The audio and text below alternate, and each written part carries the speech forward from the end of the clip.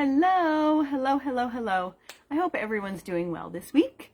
And it's beautiful outside. Who doesn't love a beautiful fall? I almost said spring. A beautiful fall day. It's really beautiful out here.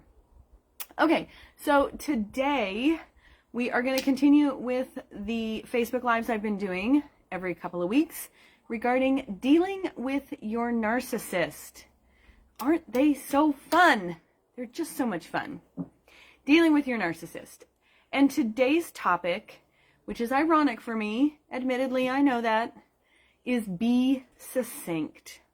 Now, the reason this is ironic for me is for those of you who know me well, know that if it takes 30 words to say something, I will happily use 300. Happily and easily use 300 words. So, this one, learning this trick, took me a long time, and I had to really bring in some support, and which helped and was fantastic, which is part of why it's going to be one of the tips for today. So, as usual, I always have notes. Thankfully, they were upside down, so I'll turn them right side up so we get all of the points today. All right, so the biggest thing, if you are like me and you tend to use more words than you need to most of the time, one of the best things that I can tell you with love and kindness completely and totally behind it, and no judgment and no criticism, because I've been there, is don't do this. It's not going to serve you. It's not going to help with your strategy, pardon me, in dealing with your narcissist. Don't do it. Here's the reason why you don't want to do it. When you use fewer words and you're succinct, and often, this kind of goes back to the yellow rocking and gray rocking we were talking about, I don't know, the last one or the one before. When you use too many words, part of the reason that we do that is because we really want to be heard. We want to make our point. We want them to know. We want them to understand, right? Because if you are dealing with a narcissist, generally speaking, there are some qualities that narcissist finds in you that they don't have in themselves, that they really want you, that they really get a reaction from you over. They want that engagement, right? And so they know that you want to be heard. They know that you want to share. They know that you want to be collaborative and that you want to connect and that you want to feel like the other party's heard, right? There's some really consistent characteristics that we've got, and so they want you to do that, right? Here's the problem with that. They're never going to hear you. The narcissist is never going to hear you. They aren't. And so you trying to send a message is never going to work. The second reason that you absolutely want to be as succinct as possible is when the narcissist can keep you engaged by squirreling and diverting and getting you to talk about a whole bunch of different things. They succeed in you giving them the ammunition that they need to use against you at a later date. So when they say, oh, it's about this, and you want to be heard, and you want to talk about it, and you want to work it out, and you're giving them information. No, it's not really about that, it's about this. So then you want to address that, and you want to make sure that they know, and you want to make sure that they understand, and you want to hear them, right? You're giving them more ammunition. So for two reasons, the two most important reasons for being succinct when you're dealing with your narcissist is, one, don't give them more ammunition to use against you, and two, understand, as hard as this is, they're never going to hear you. They're never going to understand, and they're never going to respond in kind. Okay? So those are the two most important pieces. Now I'm just going to give you a couple of tips on how to do that. The first is get help. So my sister and I actually we're very similar in some ways and very different in others. And so between my sister and my attorney, they really helped me when I needed to pare things down. I could call one of them, bounce the idea off of them, tell them what I wanted to say, and they really helped me, particularly when it had to do with legal matters, really shorten it. So if you've got someone in your life that kind of has those characteristics is good at that, is either a really good writer, is looks at the world in a very practical way, is very is tactical and strategic. If you've got someone like that, sorry, there's bugs, in your circle, use them.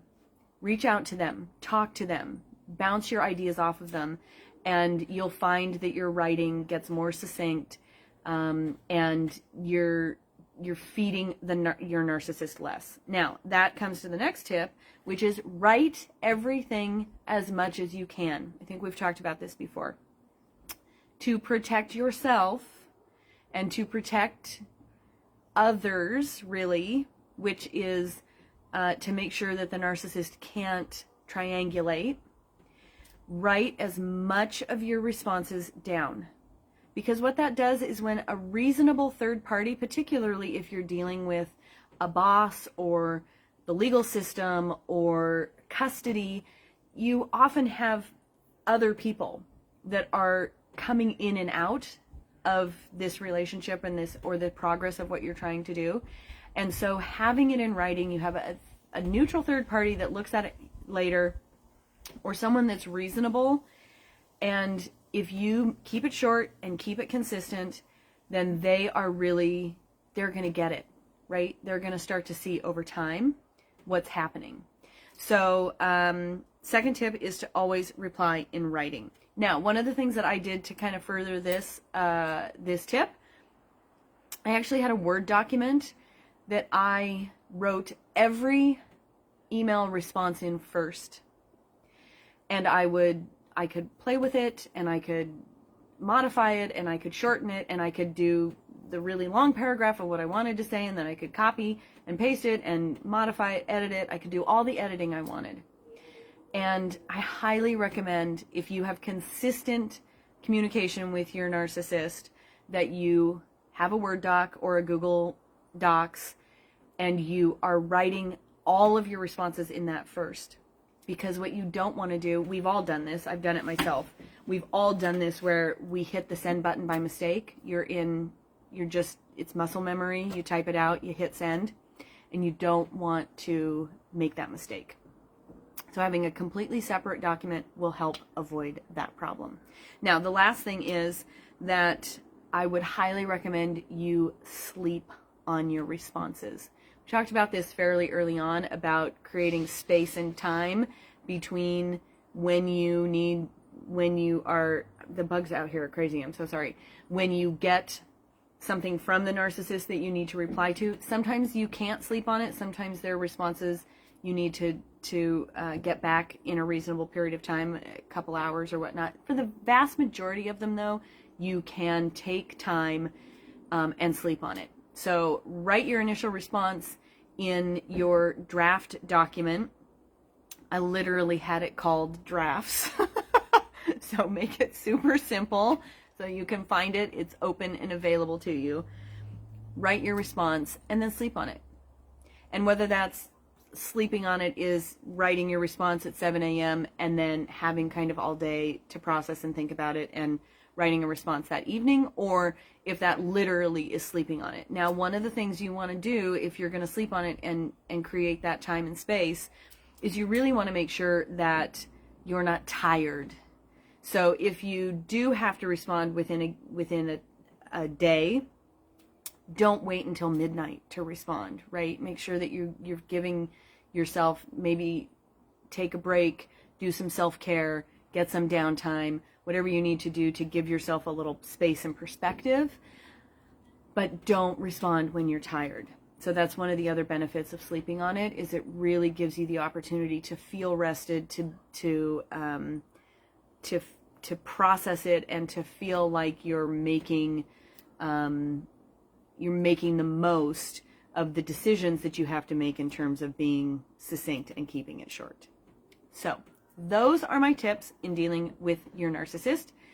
Keep it brief, be succinct, and lots of good tips and tricks. If I can be helping you at all, of course, I'm here to support you. That is my ultimate goal. So please reach out. You can put a comment in the notes. You can message me You can always go to my website, locatecoaching.com, and reach out there. I just released a new podcast episode this last Wednesday. It was an interview with one of my dear friends. So if you would like, check it out. I specifically have my podcast episodes on the short side. They're generally 12 to 20 minutes because I know what it's like to not want to listen to a full hour. So please, please, please go out and check those out if you get the chance. If you have any comments yourself about how to deal with your narcissist, please leave them below, because not only will that help me with this specific topic of being succinct, but if you've got an idea that I haven't thought of for a future Facebook Live, I would really appreciate it. I hope you guys are all doing well. Bugs, bugs, bugs. I'm getting out of here because the bugs are going crazy. I hope you're all doing well. I'll talk to you soon. Love you so much. Bye.